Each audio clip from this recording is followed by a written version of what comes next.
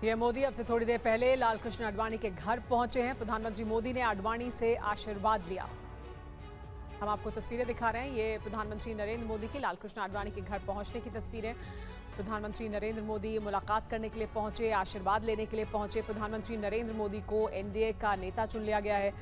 एक बार फिर नरेंद्र मोदी सरकार बनने जा रही है और ऐसे में वो एक बार फिर जिस तरह की अभी तक परंपरा रही है उसके मुताबिक वो लालकृष्ण आडवाणी जी से मुलाकात करने के लिए पहुंचे हैं। 9 जून को तीसरी बार देश के प्रधानमंत्री के पद की शपथ लेंगे प्रधानमंत्री नरेंद्र मोदी। लालकृष्ण आडवाणी से मुलाकात उन्होंने की, उनसे आशीर्वाद लिया।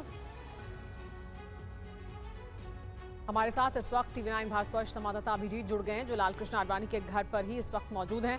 अभिजीत, हर बार हमने देखा है पिछले 2 कार्यकाल के दौरान भी प्रधानमंत्री नरेंद्र मोदी अपना पद संभालने से पहले जब औपचारिकताएं पूरी हो रही होती हैं तब वो ज़रूर जाते हैं लालकृष्ण आडवाणी के पास, उनसे आशीर्वाद लेते हैं। आज भी वहां पहुंचे हैं, क्या कुछ आपने देखा? जी बिल्कुल, परंपरा का निर्वहन करते हुए वो यहाँ पर पहुंचे और लगभग 20 मिनट के आसपास दोनों के बीच में मुलाकात हुई। प्रधानमंत्री नरेंद्र मोदी ने लालकृष्ण आडवाणी का आशीर्वाद लिया, बीजेपी के जो सबसे वरिष्ठतम नेता अभी हैं उनका आशीर्वाद लिया और उसके बाद वो यहाँ से अभी निकले। हमने आपको सीधी तस्वीरें भी दिखाई। उसके बाद वो अब मुरली मनोहर जोशी के यहाँ पहुँचने वाले हैं जहाँ पर उनका आशीर्वाद लेंगे। और ये हर बार की परंपरा रही है कि प्रधानमंत्री नरेंद्र मोदी दोनों वरिष्ठ नेताओं से मुलाकात करते हैं, उनके आशीर्वाद लेते हैं किसी भी बड़े काम से पहले। आज एनडीए के लिए वाकई बड़ा दिन है, सरकार बनाने का दावा पेश किया। आज प्रधानमंत्री नरेंद्र मोदी को उनके संसद दल का नेता भी चुना गया। तो तमाम प्रक्रिया होने के बाद, बैठक के बाद वो सीधे पहुंचे लालकृष्ण आडवाणी के आवास पर और यहां पर उनसे मुलाकात करने के बाद अब वो यहां से निकल चुके हैं। अब वो सीधे पहुंचेंगे मुरली मनोहर जोशी के यहां पर जहां पर उनसे मुलाकात होगी, उनका आशीर्वाद लेंगे और उसके बाद आगे का जो भी उनका तय कार्यक्रम है उसके अनुसार उनकी बैठकों का दौर जो है वो चलता रहेगा। जी हाँ, हमारे साथ टीवी9 भारतवर्ष के और संवाददाता भी जुड़े हुए हैं जिनकी तस्वीरें में हम आपको दिखा रहे हैं, उनसे हम बात करेंगे।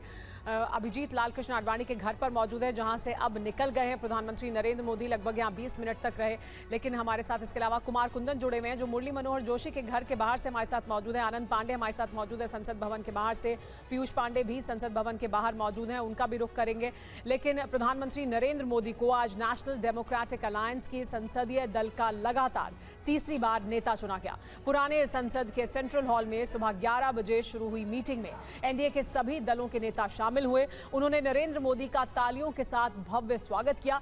सेंट्रल हॉल में पहुंचकर प्रधानमंत्री मोदी ने सबसे पहले संविधान को नमन किया। संसदीय दल का नेता चुने जाने के बाद प्रधानमंत्री नरेंद्र मोदी ने अपने चिर परिचित अंदाज में बैठक को संबोधित किया। उन्होंने न सिर्फ बीते 10 साल में गठबंधन की सफलताओं और उपलब्धियों पर बात की, जबकि विपक्ष पर भी जमकर निशाना साधा।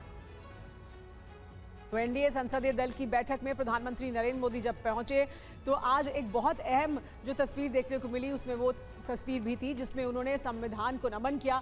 लगातार इस चुनाव प्रचार के दौरान संविधान को लेकर तमाम तरह के सवाल उठ रहे थे, उसी को लेकर एक बड़ा संदेश यहां से प्रधानमंत्री नरेंद्र मोदी ने दिया है। लेकिन देखिए, एनडीए एकजुट है, ये तस्वीर एक बार फिर इस तरह से साफ हुई कि नेता न सिर्फ वहां पर जुटे इस बैठक के लिए, बल्कि उन्होंने इस एनडीए गठबंधन को लेकर उनके क्या विचार हैं, प्रधानमंत्री नरेंद्र मोदी के नेतृत्व को लेकर उनके क्या विचार हैं, वो भी व्यक्त किए। चंद्रबाबू नायडू ने साफ कहा, हम साथ हैं, साथ रहेंगे। एनडीए संसदीय दल की बैठक में देश की जनता को एक बड़ा संदेश दिया गया।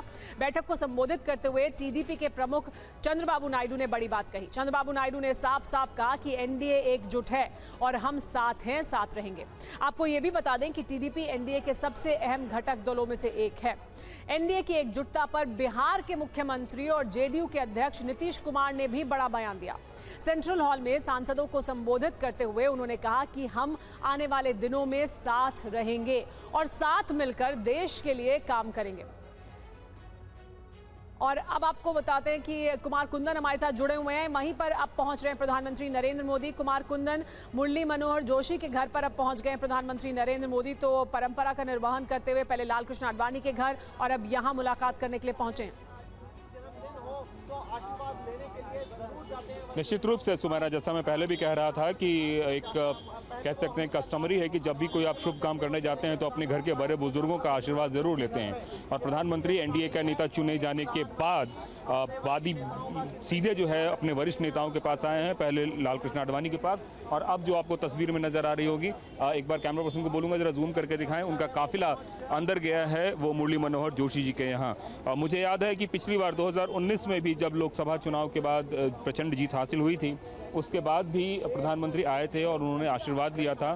तो एक तरीके से कह सकते हैं कि चूंकि मुरली मनोहर जोशी की अगर बात करें तो 1991 से लेकर 1993 तक भारतीय जनता पार्टी के अध्यक्ष भी रहे, इससे इतर वो लोकसभा के सांसद भी रहे, केंद्र में मंत्री भी रहे और भारतीय जनता पार्टी में भी मार्गदर्शक मंडल में निश्चित रूप से हैं। तो एक सफल मार्गदर्शन के लिए प्रधानमंत्री उनके पास गए हैं। और अगर हम बनारस की बात करें तो मुरली मनोहर जोशी के सीट खाली करने के बाद ही प्रधानमंत्री ने बनारस को चुना था। तो एक तरह से कह सकते हैं कि बतौर सांसद भी उनके सीनियर रहे हैं। और पार्टी में जो मार्गदर्शन मंडल में जो दो लोग अभी हैं उनमें से एक मुरली मनोहर जोशी, जिनसे कि प्रधानमंत्री मिलने आए हैं। तो एक मैसेज है, एक पोस्चरिंग है और यह बताता है कि पार्टी में आप बेशक प्रधानमंत्री पद के लिए चुने गए हों, लेकिन जो मार्गदर्शक मंडल के लोग हैं जिन्होंने इस पार्टी को 2 सीट से लेकर सत्ता के शिखर तक पहुंचाया है, उन लोगों का अभी भी पार्टी में एक योगदान है और उस योगदान को ध्यान में रखते हुए यहां मिलने आए हैं। एक तरफ सरकार बनाने की कवायद चल रही है, दूसरी तरफ उन लोगों ने जिन्होंने सरकार तक पहुंचाने की कवायद की, उनसे प्रधानमंत्री मिलने आए हैं। तो एक मैसेज है और मैसेज बहुत क्लियर है। अभी थोड़ी देर पहले उन्होंने लाल कृष्ण आडवाणी से मुलाकात की और उसके बाद वो मुरली मनोहर जोशी जी से मिलने आए हैं। तो मुझे लगता है कि 10 मिनट की मुलाकात का जो है समय रखा गया है, जो हम